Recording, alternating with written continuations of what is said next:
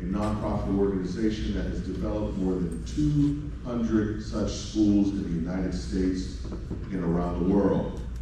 He also co-founded and leads the Deeper Learning Equity Fellowship in partnership with the Internationals Network for Public Schools, as well as the newly created Ashe Leadership Fellowship.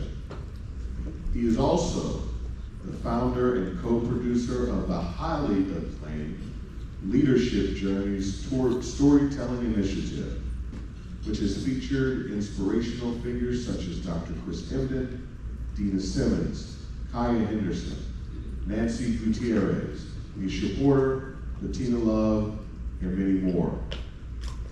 Ladies and gentlemen, please join me in welcoming my fraternity brother, Carlos Moreno.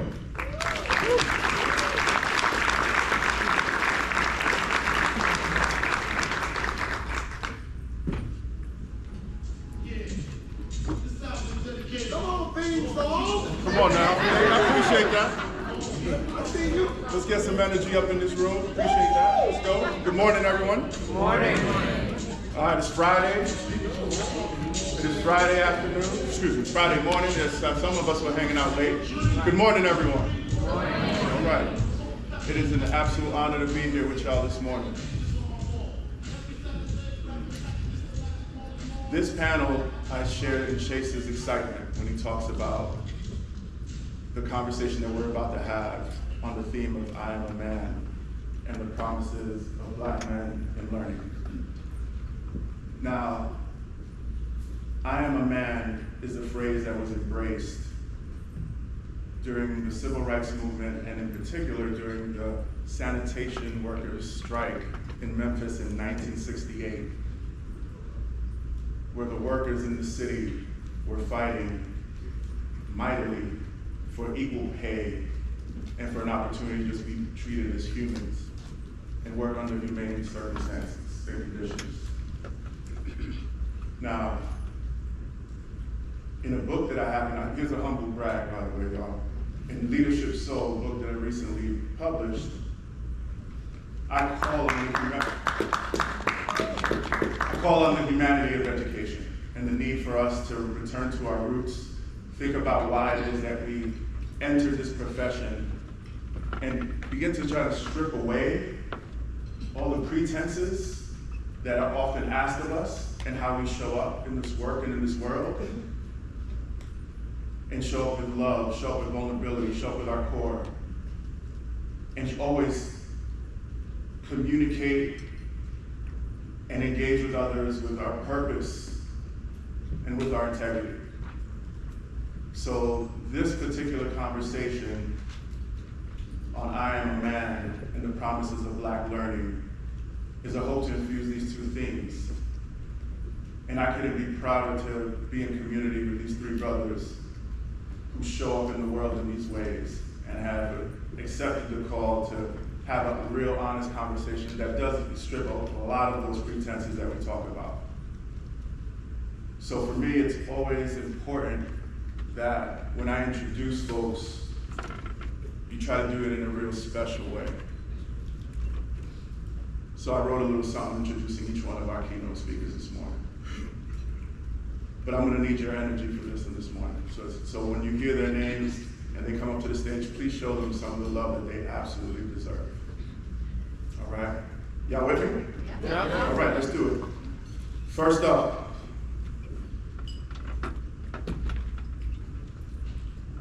this brother is an intellectual heavyweight in the world of education, policy, and leadership. Hailing from Greenwood, Mississippi, where he first made his mark as a Teacher of the Year, this brother has done it all. From a standout English teacher to the youngest principal in Mississippi, transforming schools and doubling student proficiency along the way. He's a master strategist, leading the charge on policies that reshape the educational landscape from the halls of Congress to the classrooms across the nation. The architect behind the nation's first state-run teacher residency program, he's on a mission to diversify the educator workforce and build racially just schools.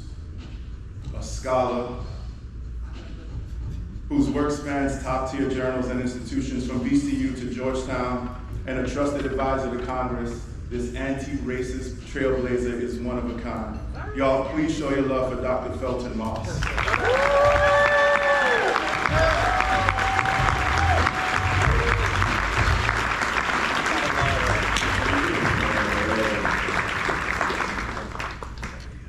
All right, y'all, next up.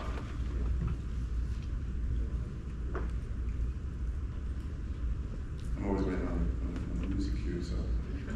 Hailing from Chattanooga, Tennessee, he is a true powerhouse in the arena of education. A man who knew from the start that schooling wasn't just a stepping stone, but a lifelong passion, so much so that he started college in 11th grade. He began his career molding young minds in the Baltimore City Public Schools and took his talents to Friendship Public Charter Schools, where he transformed classrooms and entire schools, leading them to Tier 1 and international baccalaureate status. As the founder of the National Association of Black Male Educators and the co-founder of Statesman's College Preparatory Academy for Boys, he's a relentless advocate for ensuring that Black and brown boys are prepared to conquer the world. Y'all, please show your love for Richter Craig Jr.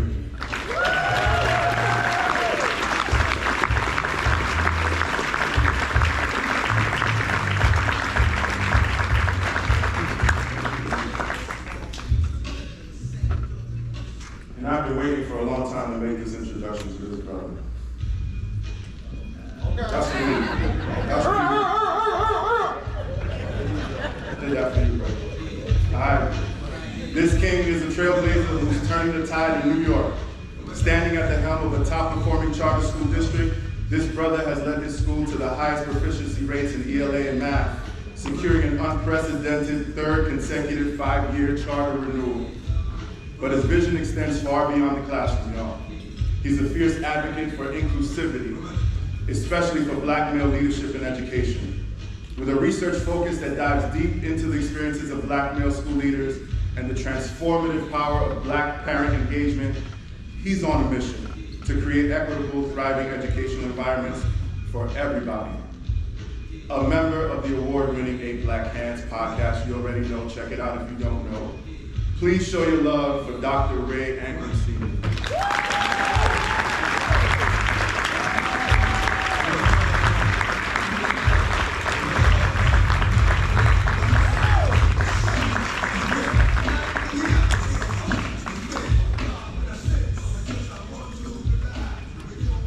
Oh yeah.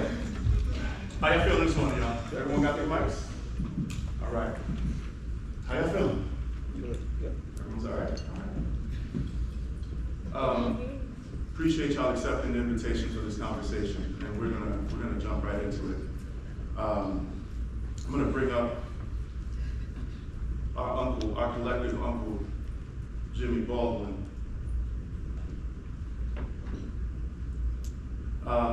Who once told us that before you can have a conversation with anyone, you have to first reveal yourself to others. So, in an act of good faith and vulnerability, before y'all, because y'all are about to engage in this conversation, I wanted to take a moment and also be a little vulnerable and show them a little bit about myself. Goodness, there we go. So this is okay because it's me. It's a baby picture. This is 3 weeks old, Carlos? Yeah, I know, it's crazy. It's 3 weeks old. 3 weeks? Maybe 3 months. Maybe 3 months. Maybe 3 months. That sounds big.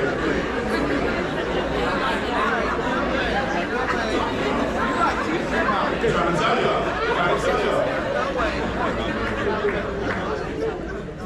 But at the core of this young baby was just someone who didn't know what the world was going to throw at him, what was going to be laid before him, all the obstacles that'll be there, but also all the joyous moments.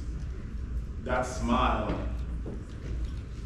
is one that always brings me joy, because it's my hope that all young brothers and sisters, brothers like Elias and Elijah, and so many others, can experience joy in their journey.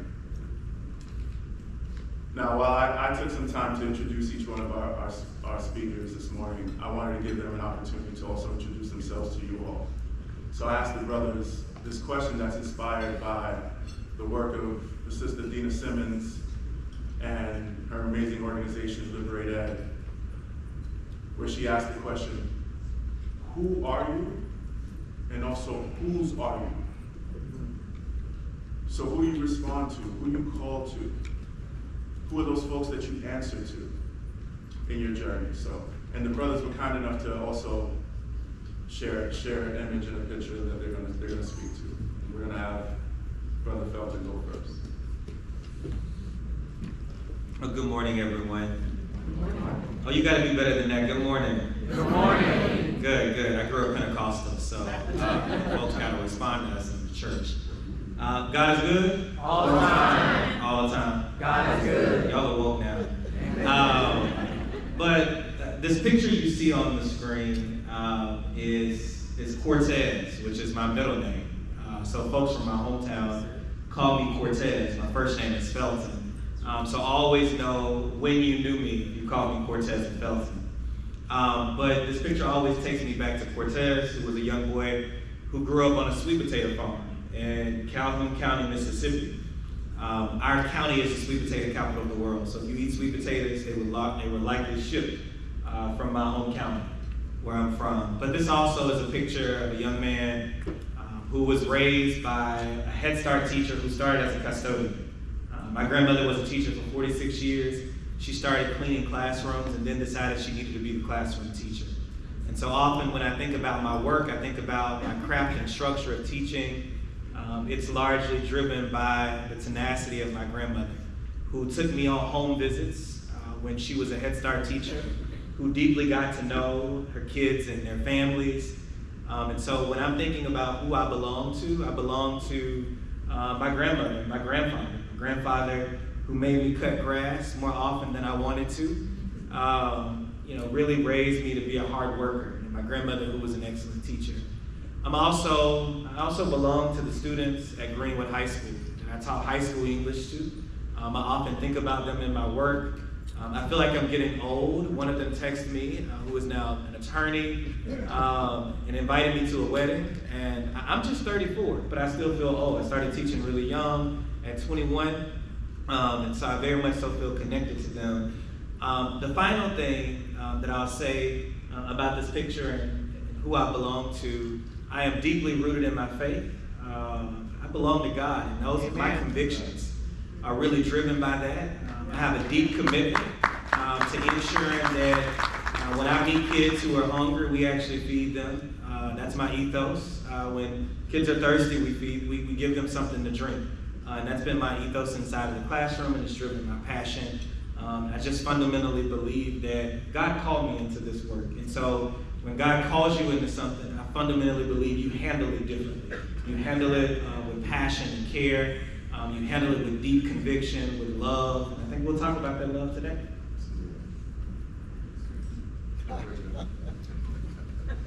Wow.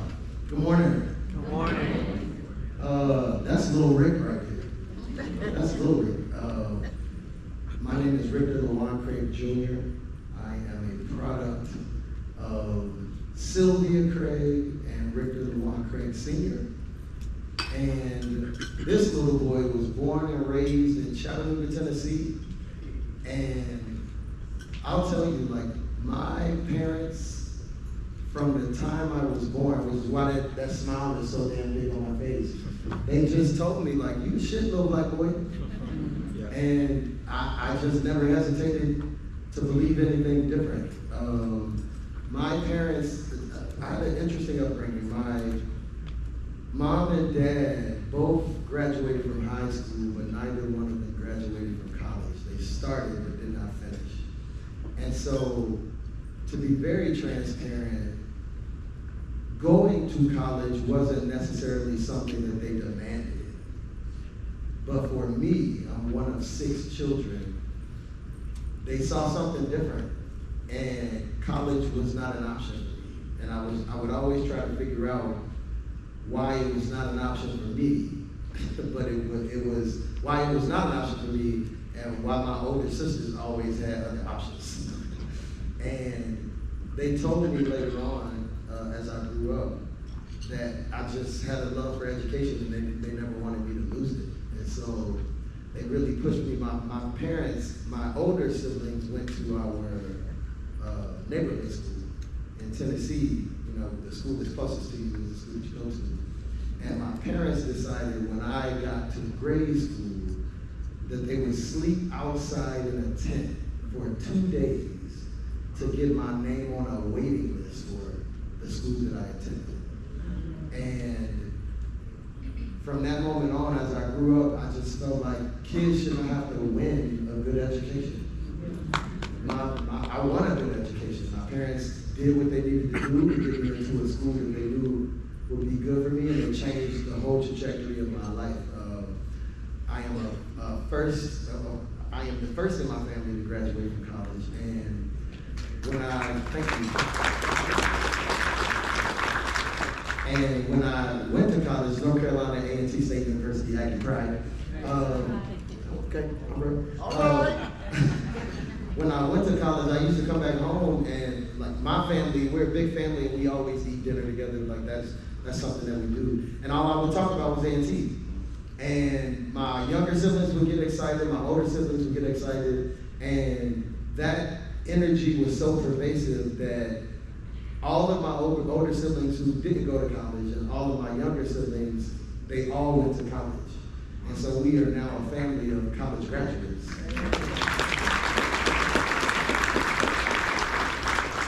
And that for me that felt good, to be the person in my family that could show other folks in my family that there's a better way to live, and that we can have a different life trajectory than those who came before us. And that's the spirit that I've taken in the work that I do every single day. So that guy right there, that little boy, is a brilliant, creative, energetic, talkative, responsible, respectful young black boy. And if I could speak to him today, I would say, keep turning it up, because you're going to do something great in life.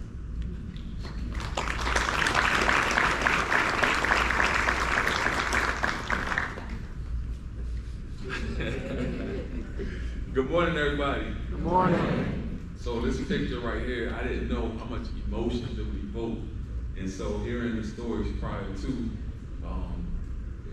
the whole picture doesn't show, but I'm laying with my grandma. She passed away in 1986. And so quick story about my grandmother is that she had a 6th grade education. So growing up in Covington, Louisiana, was quite a feat. She was a home care nurse. And so, for those of you that don't know, when folks don't really get education, they succumb to jobs that they can get. And so that job provided us with a middle-class lifestyle back then. And so I'm thankful for her for showing me that life could be better regardless of whatever your stage is. She instilled in me that God first, and that education would take me through the way. I learned how to read at church in Sunday school. I had teachers that were special educators in the area schools, and they would come in and they would bring those strategies as we talked through Bible verses, and they'd whip around and all the things that we learned in college on how to teach. And so I'm thankful for my community in terms of what they've done for me and how they poured into me, and they continue to pour into me. After my grandmother died, poverty hit. And there was a lot of struggling that happened in my life for the next few years. I was raised by my uncles. I didn't know if I was going to eat the next day. So a lot of trauma with regards to that. But early in my life, I became a tutor And so I would tutor my little cousins, and my aunts would feed me. Not that they shouldn't have fed me anyway, but they made me work for it. So a lot of homework was being done, a lot of ghostwriting was happening. So I worked for Drake. early in my life.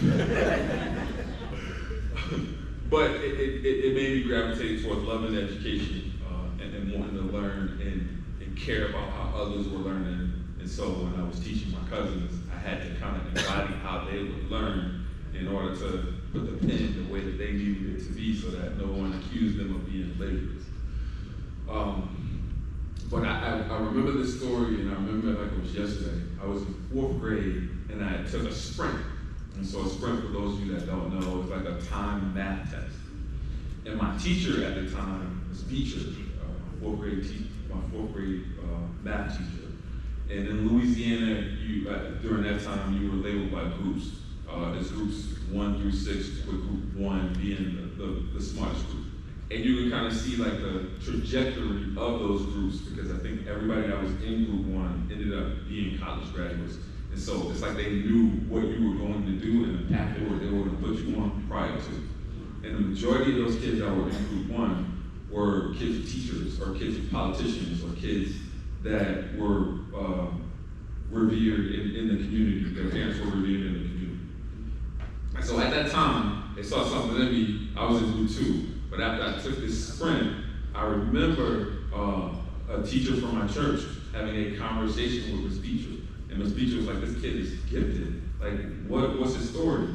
And I remember my 6th grade teacher, Ms. Smith. Ms. Andy Smith was my favorite teacher of all time. Blessed Black woman. Shout out to her. I put her in my dissertation.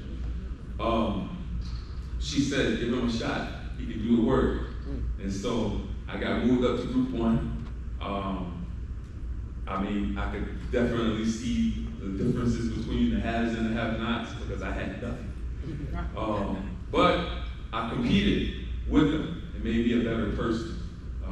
And then when I think about those things later in life, it makes me know that all kids are gifted if they get the opportunity. And so who I am and what I do is for those kids that were in group 6 that nobody believed in, that ended up being on the trajectory to either be on the athletic field or on a track to prison because nobody cared about them. And the only reason why you get some folks to care about people is because you're gifted on the athletic.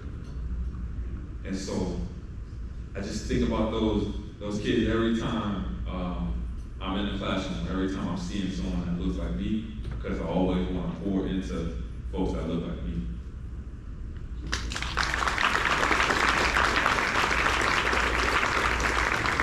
Appreciate you all kind of leaning in and introducing yourselves in your own authentic way to the audience, and also lifting up those that have lifted you all up in a variety of ways. I think it's always important that we acknowledge those experiences that we've had that have helped shape and form who we are and where we are. That allows us to kind of hold up the values of Sankofa, right? Like continue to move forward while always honoring our past, which is really important.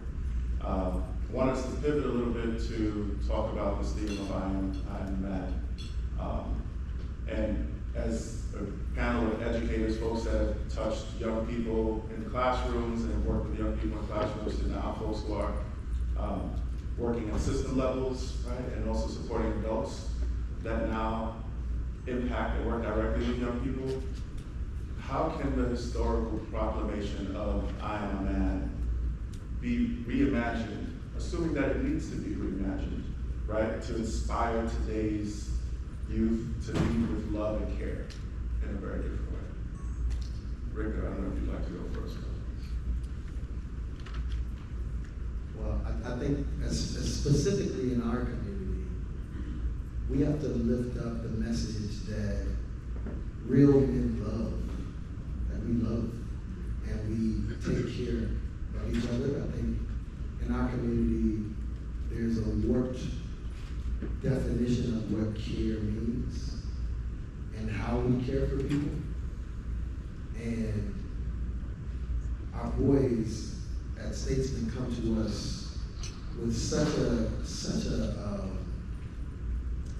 warped mindset around how we care for one another.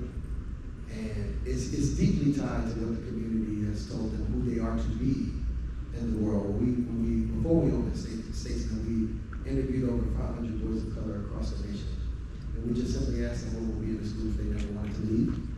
And in those empathy interviews, we started to get way more information than what we thought we were going to get. They started to talk to us about what the community was telling them about how to show up. And the community was giving them 3 very clear messages. You gotta fight, you gotta go after every girl that you want, and you can't under any circumstance act like it matters. And so when they come to school, they're thinking about the shoes, they're thinking about, getting the girls, and they're thinking about like being the toughest guy on the scene. And teachers are trying to figure out why they're not thinking about math. And it's because the community told them that they didn't need to think about math. And so we have decided to reshift that definition of what it means to be a scholar. Like, I'm a scholar, and I'm cool as hell. I'm cool. And my students love me for that. And I want to show them through what I do that you don't have to be a drug dealer to get all the things you want in the world. You don't have to do anything illegal to do those things. And you can get money in education. We talk to them about that all the time. Education is a multi-billion-dollar industry. Multi-billion-dollar industry. And if you're really good at it, you can understand the ways in which to move to be able to get the things that you want. And I want my boys to understand that there are avenues that they can move through where they can be the people that they want to be and not have to do the things that are unaligned with them being able to be their best selves in the world. And I think really the thing that we do the most on our campus that our boys can see is just love the hell out of them. Literally, love the hell out of them. We gotta love it out of them. And if we don't stand next to them through all of the stupid stuff, because our boys told us, a relationship with me is what you do when I do something crazy. That's what a relationship means to them. Do you stand by me when I do the stupid thing, or do you run? And for us, we stand right next to them, and we help them maneuver through and get to the other side of those struggles. And it takes love to do that. It takes patience, it takes care, it takes kindness. And those things our community didn't necessarily teach us how to engage with other people. And so we try to be those definitions for them so that they can see it and be able to employ it in their own lives.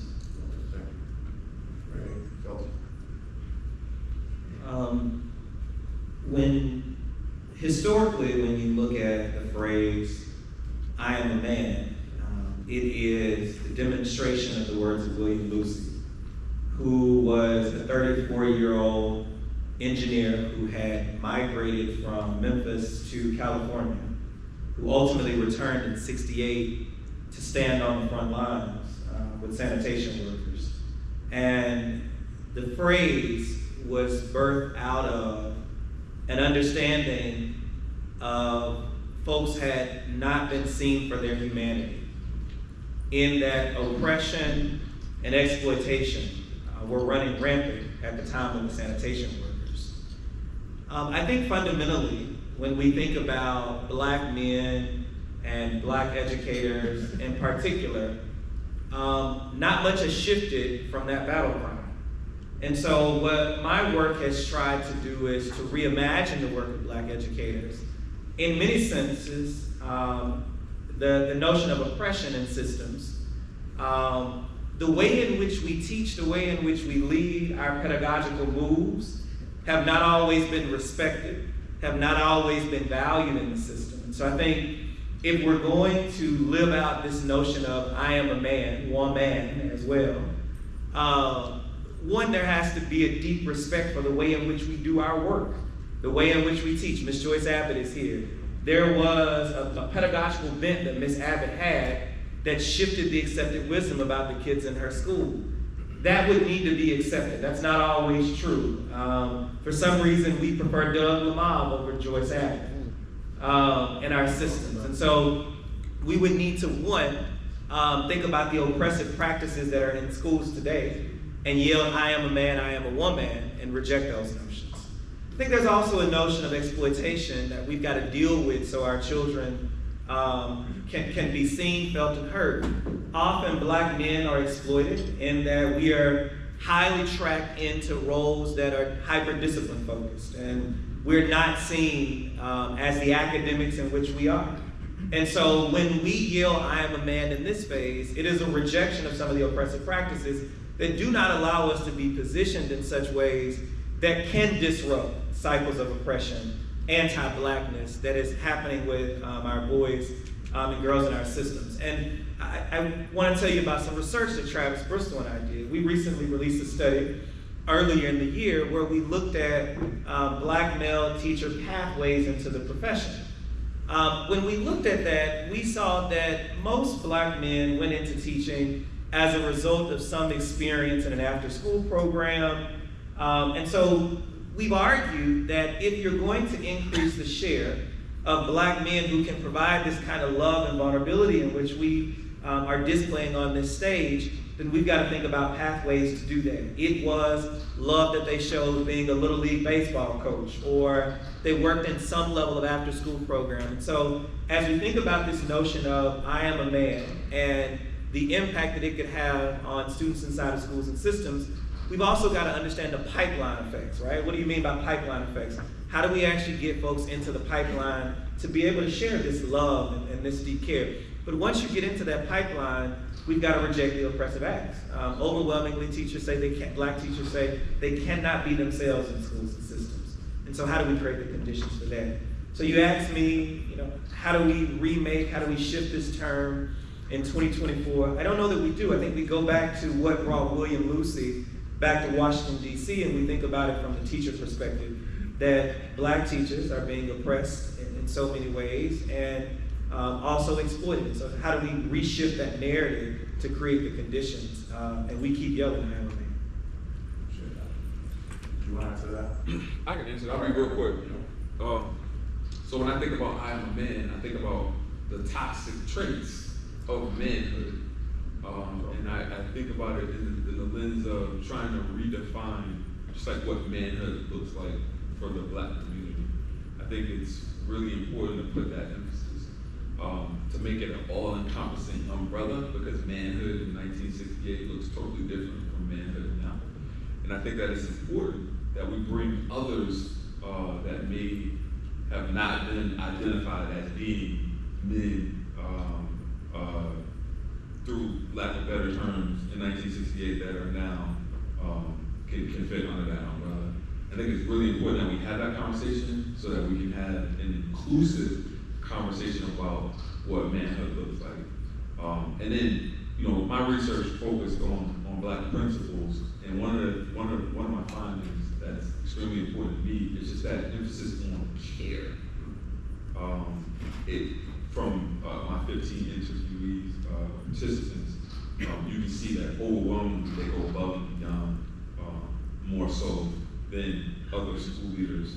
And they do this because of how they were brought up and how they were brought up in the system. And it's important because you can't be what you can't see. And I know that sounds cliche, but a young black boy seeing a black school leader lets them know they can aspire to be more than what they are. So if I can build on that, Ray, and just ask you a follow-up. So how given your research, given the fact that we've all spent time in classrooms and are continuing to work in this space in a variety of ways, how can we ensure that educational spaces, and again, we're speaking to an audience of from folks that are working directly in schools and classrooms to folks at the system level, how can we ensure that educational spaces become incubators for, again, the theme of this conference, big dreams, where love and care are central to every interaction? Wow, powerful question. I think, so how many of you, raise your hand if you had a black teacher in your life? The amount of people that have their hands down is astounding. So I think first and foremost, again, you can't be what you can't see. And so this emphasis that we put on needing Black teachers, I feel like, how many people in this room have hiring power? Raise your hand if you have hiring power. Okay. Not as many people. But for those of you that do have hiring power, be intentional about your hiring practices.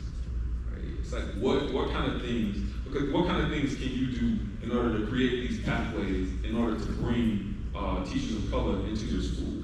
But not only bring them into your school, also support them.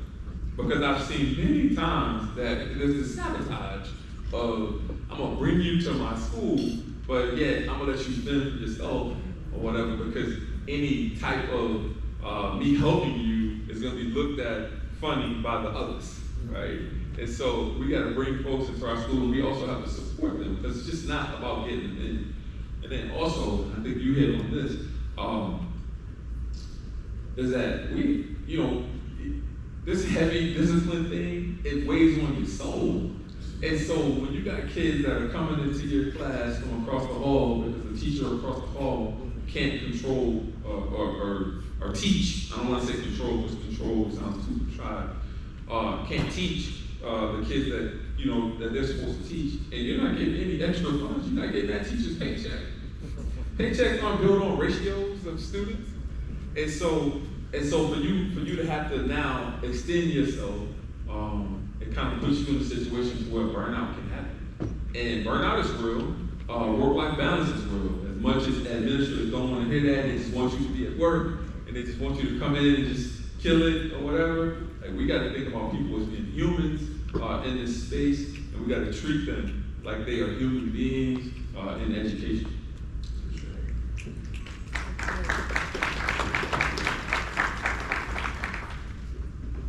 So,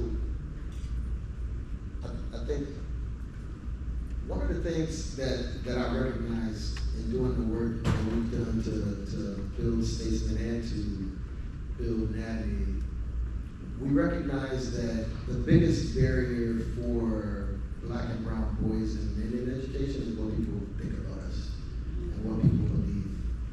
And if we aren't challenging people to shift that perception and doing the very necessary work to shift it for others, we're always going to be up against, we're going to be clowning all the time.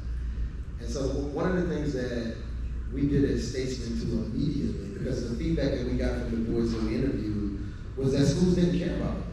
Schools didn't love them. The people in the buildings didn't love them. They weren't showing them care and love. And so we decided to prove to our boys that we love them for who they are. And it starts with like how we show up every day for them and how we receive them when they come to school. If I know that you have a deep belief at 8 years old that school is not for you, which is the age that most Black boys decide whether or not they like school. Going into 4th grade is when Black boys decide whether or not they like school. If I know that you are trying to define for yourself how you are going to engage in school, then it is my job to make school enticing for you if I want you to be successful. Our boys every single morning come into a party with 2 DJs every day. We were trying to do that. Every day. And they get to dance, and they get to sing, and they get to jump, and they get to do, what is it, the sturdy, or whatever, the get gritty, or whatever they do. And, I mean, they just hopping off. You just walk in, and you just see a bunch of boys bouncing off the wall, and that is joy for them. And so we intentionally create spaces of joy for our boys, all the way down to morning gauntlet. And so our boys see and talk to at least 10 people before they get to their classroom. Like, I need somebody checking on you. I just watched your mother cuss you out walking down the street to get to school and sent you into us with, just a trajectory of FUs. And so I can't send you into class like that. My guy next to you is gonna get punished if I send you into class like that. And so we really work with our teachers to first observe. Be observant. Like, talk to kids, look them in the face, see what's really going on with them, ask them questions, and then from that, make determinations around what next steps should be. And then we do, and this is really hard work that we do with Black people, with my Black folks that I stand next to and work with every day. Just reimagining what it looks like to not only hold kids accountable, but to also give them consequences. Consequences don't have to be a whooping or a suspension or expulsion. We don't suspend or expel as statesmen, which means we are forced to figure it out. And I think the only way that you can get a kid from an unaligned behavior to an aligned behavior is to love them. And to prove to them that this is a place where A, they can be safe, because that's where the unaligned behaviors come from. When we don't feel safe, we do crazy things. And so we have to create safe spaces where Black boys can be nerdy as hell and be okay with it. Where Black boys can be inquisitive as hell and not be, joked on or taunted because you're smart. And if we don't create those spaces, we're not gonna get the outcomes that we want for our kids. We will continue to get what we've always had in public education. We have to radicalize and do something totally different. And my argument is love is that answer. Hold on, I gotta ask a clarifying question. So is this like Ron Clark dancing? No, so hold on, what do you mean by Ron Clark? You talking about all the way on the chain? So first off, it's whatever dancing they want to do. I am not going to dictate what kind of joy my Black boys can have in my building. And I think whatever that looks like. I mean, some of our boys don't dance. They do what I used to do in the club. You just stand on the wall and just give a little rock. It shifted. You didn't do that last night. Right, chill out.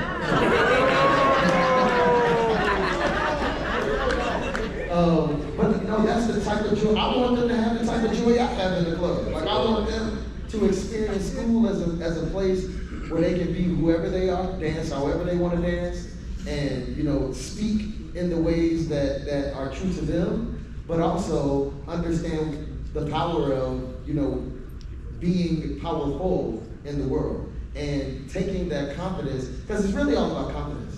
It's really about instilling in our boys that you are enough, you are okay as who you are, and be that in the world and you will be okay. And that's a hard concept for our boys when the community is giving you very clear messages about who they are to be. And so, if I see joy on their face, I'm okay. And if I don't, then we're asking questions and we're getting in the mix to figure out how we can get them to the other side of whatever it comes to. I appreciate that so much. I think that there's a policy ecosystem out that we've got to talk about today. I really appreciate the school level work that we do, but Congresswoman Ayanna Pressley says something so profoundly. She says that policy is my love language. And there's a policy ecosystem that exists that often prevents us from doing the kind of work that we want to do for Black boys and our school system and Black girls and Black folk in general. And so, I recently wrote an article for Ed Week that came out the day Kamala Harris named Tim Walz her vice president. And I said what it would mean for federal education. I'm gonna go on a limb here. I don't know if I'm allowed to do this, but I think to answer your question, one of the first things we can do is on November 5th, elect Kamala Harris and Tim Walz president and vice president of the United States. And I can say that profoundly as a person who worked in Congress, who worked for the House Education and Labor Committee, who wrote bills for Congress that were education-based. What we cannot sleep on is that there's an opportunity to rewrite the Elementary and Secondary Education Act, which is called the Every Student Succeeds Act now. It is up for reauthorization. And our friends that are on the other side of the aisle, have set out to destroy and to defund systems, right? If they could have their way, they would ensure that we have a federal law that says we cannot read Zora Neale Hurston in our schools and systems. If they have their way, They would dismantle what we know as Title I. They would dismantle what we know as Title II. So the thing that we've got to be hyper aware of is that, yes, we've got to do good work in schools and systems, but there is a policy ecosystem that has been eaten away at every second you turn. Folks are eating away at the policy conditions that will allow us to do the work, the resources to be able to do the work. The only reason we have not reauthorized ESEA, which is up for reauthorization right now, is because Republicans desire to get rid of Title I. They want to defund Title I. They don't want us to have a Title I system. And so we held the line on that. But if we don't ensure that we have a Congress in November and a president and a vice president, you won't have these systems to do this work. So, I tell people you can be asleep at the wheel in November and allow folks to take over our education system because they want to do it. We didn't get a U.S. Department of Education until the 70s. And Project 2025 says we don't need one. If we didn't have a federal system of education, then most black children in this country would not have access to a decent public education system.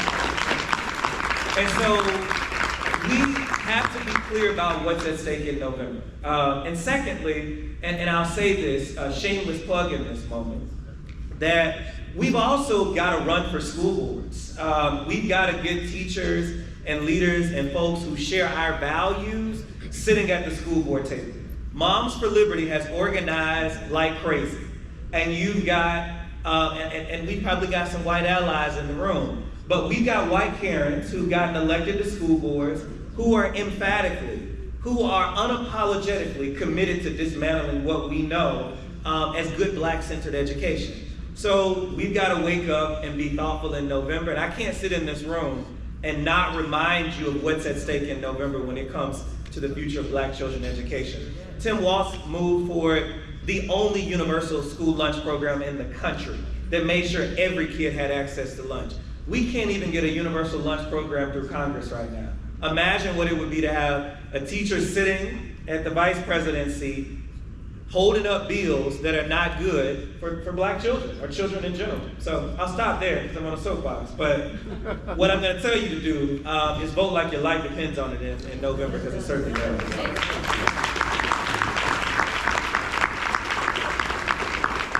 I'd love to stay with you a little bit and ask, since we went down this policy path, which I think is really important. I think I would appreciate how you've elevated kind of our collective responsibilities in this time, in this moment. Would love to hear from you, and it's a bit of an unfair question, but I'm going to ask it anyway, brother. In what ways do you feel like educational policy can create environments where black men specifically, right? We heard Ray talk about the importance of representation, right? How we can lead authentically and show up in these spaces, but also to ensure that we can be in the classrooms, right? There's so many things that I'm sure at one point each one of us thought about whether that was a profession for one reason or another that we wanted to go into. What could potentially be done at the policy level? So I don't know if you know this, but in '62 there was a congressional hearing about the firing of black teachers, and it was actually more so about the firing of black principals that was held in Congress, where we looked at what were some of the policy implications of what would be needed to address issues of the firing of black principals, and we've yet to do that in this country. But I think there are two things that we can do from a policy perspective to aid in this work. We have the Augustus Hawkins Grant, which was passed under the Obama administration, and it did not get funded until 2 years ago. So in Congress, we have authorizing language and appropriating language. So Congress will pass a bill and then not fund it. So they passed this bill around the Augustus Hawkins Centers, which would actually give money to HBCUs, MSIs. It started out being a program for HBCUs that would give money to recruit both black teachers and black principals and pay for them to go through preparation programs to prepare for that. So we just got $10 million from that program 2 years ago.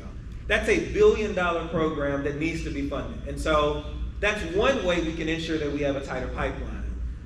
When I was in Congress, we worked on the American Teacher Act, which was the first bill that would set a minimum teacher salary across the country.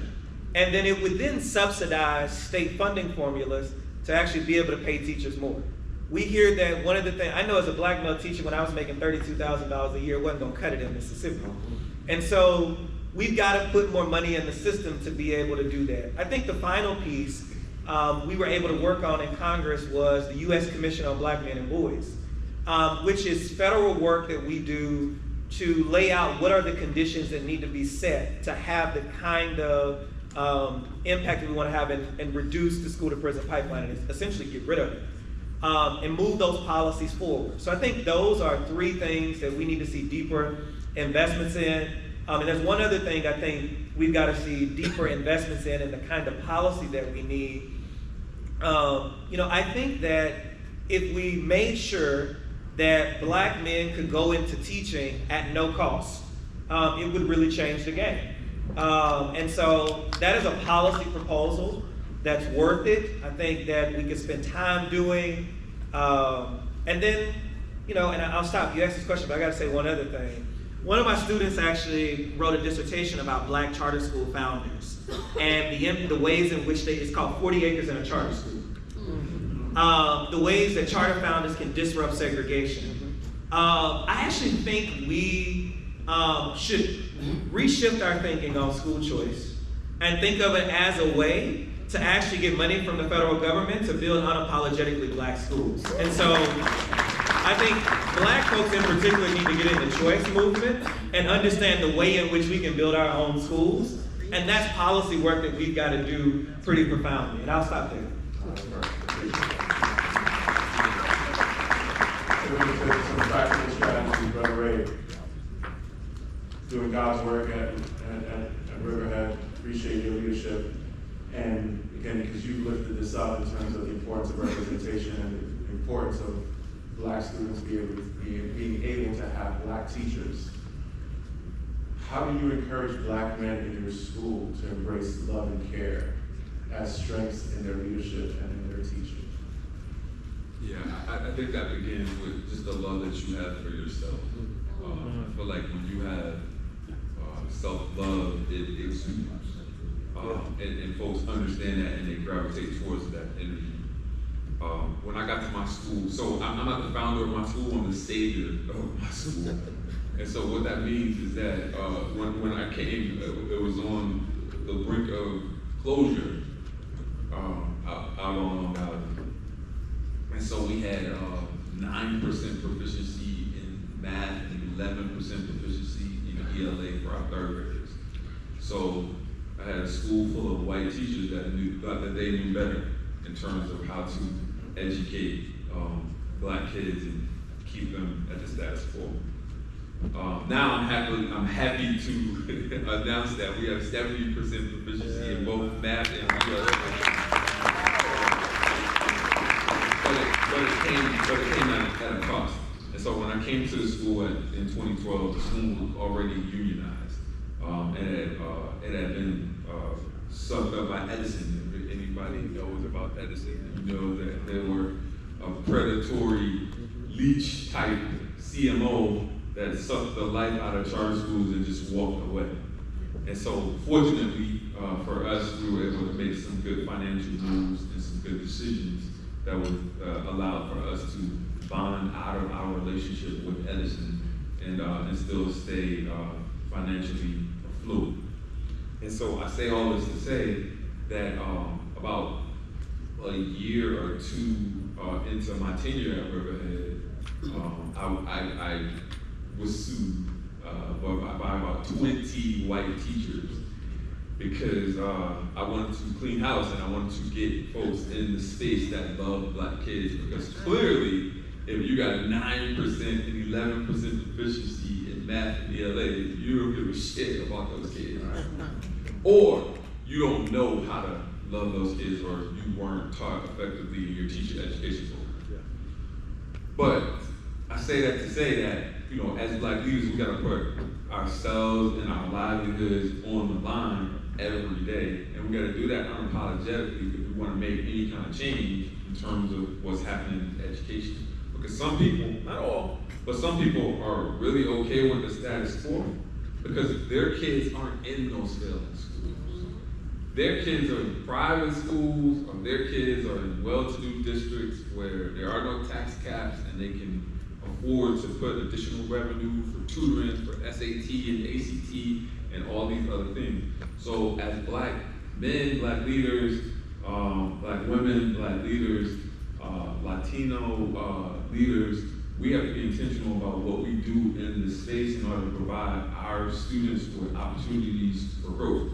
And I'm happy to announce we had our first senior class this year of graduates. We had 13 graduates that kind of stuck through the entire length of me being there for 12 years. And we had eight students that graduated that got into R1 universities. For those of you that know about colleges, those are like top tier universities. So to have 8 out of your 13 of your first graduating class get into R1s. We had one kid that was a Gates scholar who got a full ride to NYU. I'm super proud of that. And so, you know, again, we have to be the armor in terms of like putting them before us. And in education in all aspects, from the policy aspect all the way down to the custodians in the classroom. Shout out to the custodians. That's right. You have to be selfless in terms of this work, and it's always going to be everybody else first before you if we're going to make this work. Did y'all see that little smile as Ray was talking about the student, y'all? It's beautiful because it's genuine. We know where it comes from. Last question before we get into our final question of the conversation. When I ask you, Richter, if that's cool. We're always being watched in how we move, how we act, how we show up, what we say. And you know, as statesmen, you're holding it down, right? You're leading the way. I would love for you to share how you incorporate specifically care and vulnerability in your leadership to serve as a role model for both students and your staff as statesmen. Wow, that's a good question. I think the first thing that I recognized when we opened 7 years ago, so we know, I know that if you look like me, you need to be talking to somebody. You need to be opening up and talking about the things that you've experienced in your life. So the first thing that we did is we hired 4 full-time therapists for our adults, not our kids. That's right. And the reason for that was because we always talk about healthy classrooms and creating healthy spaces for kids. And we've never acknowledged, like you can't love on Black boys if you don't take the time to acknowledge the harm that has been done to Black boys. If we can't create schools that are conducive for Black boys and men, if we don't acknowledge that schools for years have been committing intellectual homicide against Black boys.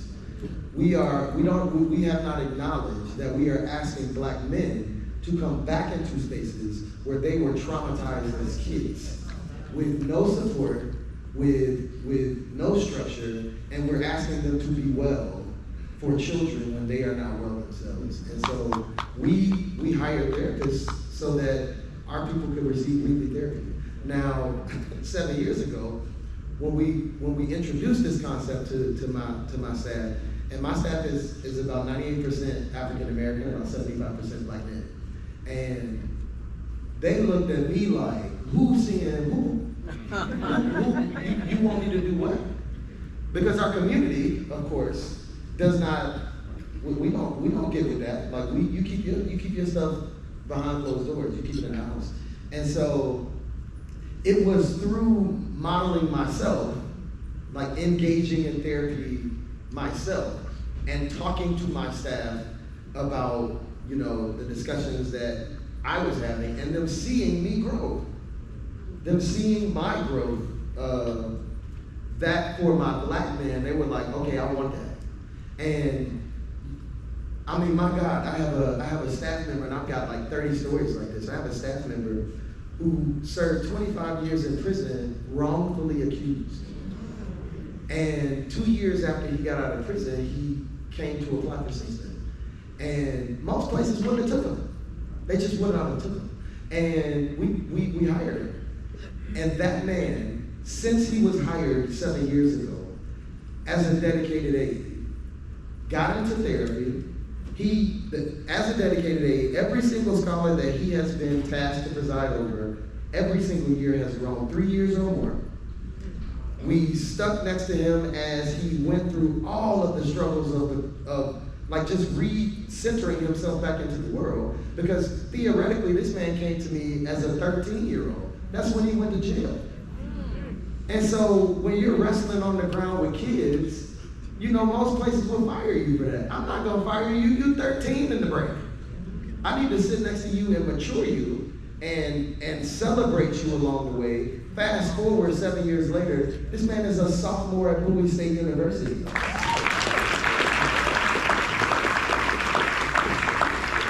This man is now telling his story to others, and telling his story to our boys, and sharing the vulnerability of all of the things that he has gone through, and my staff is watching that.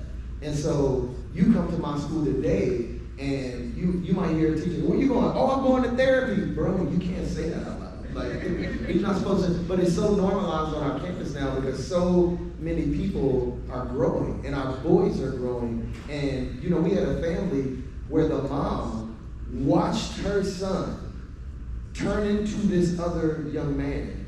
And because she saw that shift, she came to us and said, you're not gonna see me for the next 60 days because I'm enrolling myself into a program. I've gotta be a better mother for this boy that you are creating for me. This is generational. This is generational. And if we're not putting our deepest passion into this, we're not gonna get the outcomes that we want. We're gonna just continue to do the same things over again. So I just model, and my staff will tell you, I just model love. They watch me. You know, I had a parent who came up to the school who was angry about, you know, something that her son did, and was angry about our response to it. And my kids and my staff watched me. They watched me take this I'm talking about, she was giving it to me.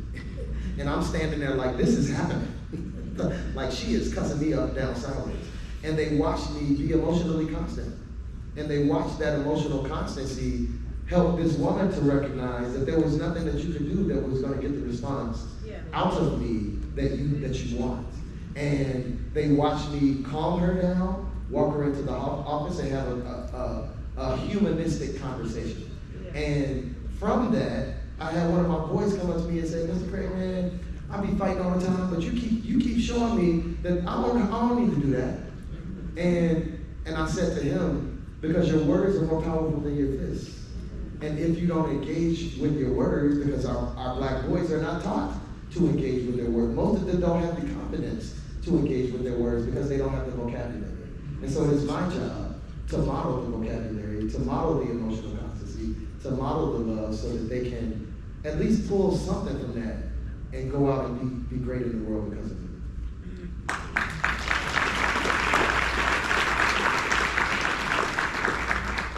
I appreciate how y'all have leaned into this conversation, and need to ask one last question,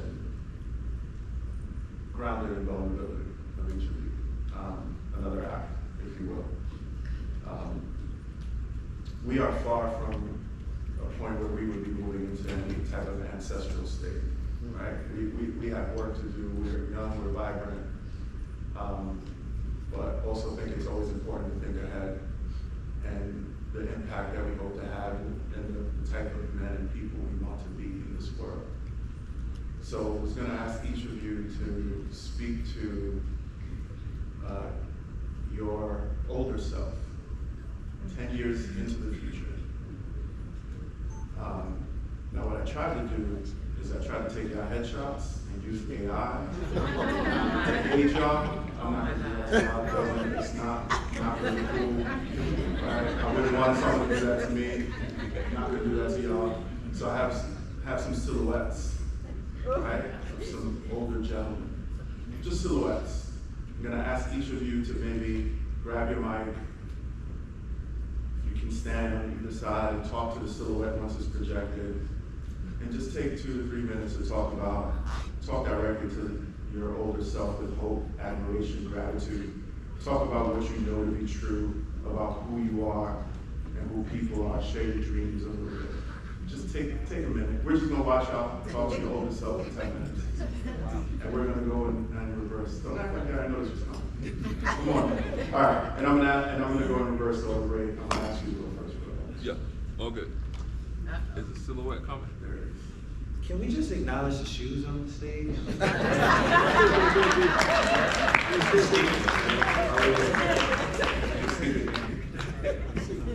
Yeah, they did this. I didn't know nothing about it. So. I definitely got some J1s, but is the silhouette here or we just? Is it there? That's it. That's smoking. I don't have my glasses on. Being nondescript. Is Chase in charge of this? Go with it.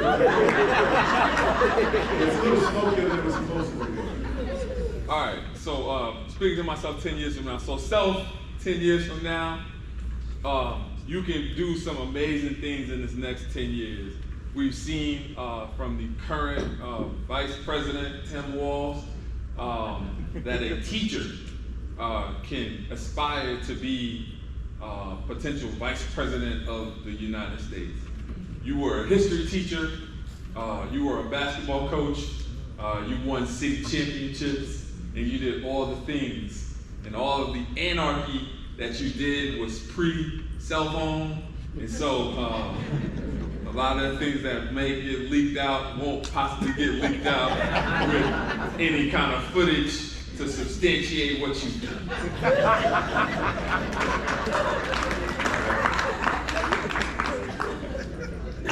That's a disclaimer. But if you keep persistent, you keep having high expectations for students, having high expectations for your community, there's nothing that you can't do in this world and in this life. And if you look at the previous 47 years of your life, you keep taking care of yourself and taking care of your mental health and well-being, you can aspire to be whoever it is that you want to be in life.